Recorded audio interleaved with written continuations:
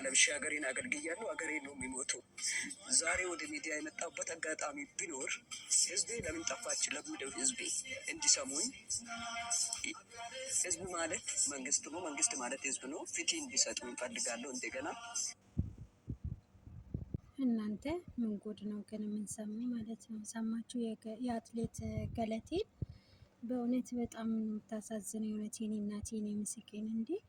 10 ቤት 5 መኪና ነው 4 መኪና አድርጎ እንዴት ነው እንደዚህ ይቻላል? እንደ ኢትዮጵያ ውስጥ ኧረ ተው ተው፣ ህግ እንዲኖር በቃ እኛም በሀገራችን እንድናዝን እንድንን አታርጉ ማለት ነው። የእውነት በጣም ነው የምታሳዝነው። እችን የመሰለች ብርቅዬ አትሌታችን ስንት ዋጋ የከፈለች እግሯ ተልጦ ሀገር ያስጠራች የእውነት በጣም ነው የምታሳዝነው።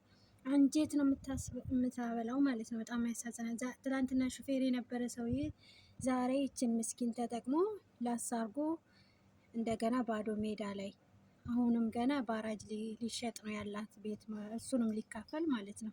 እና ምን ጉድ ነው እንዴ እውነት! በዛ ላይ በህይወቷ ላይ ያስፈራራታል። ለምንድን ነው? እሱ ማን ነው? እሱ ሰውየው እሱ ባለስልጣን ነው እንዴ? ባለ ታክሲ ሆኖ ደግሞ እንዴት ባለስልጣን ይሆናል?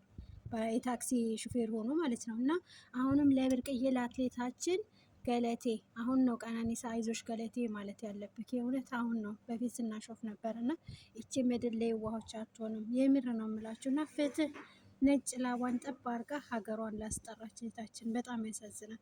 ሰውየው እንደ ሀገር ነው የዘረፈው። የእውነት ፍትህ ለገለቴ እንዴት እንዳሳዘነች በጣም ነው ያው ኢትዮጵያ ህዝብ ያዘነች። ሀገር ግን በጣም ቻለም ፍትሃዊ አይደለችም። ለየዋሆች አትሆንም ማለት ነው። እና ዛሬ ነው አይዞሽ ገለቴ ማለት ወዶች እንግዲህ በጣም ታሳዝናለች። የእውነት በጣም ነው የምታሳዝነው።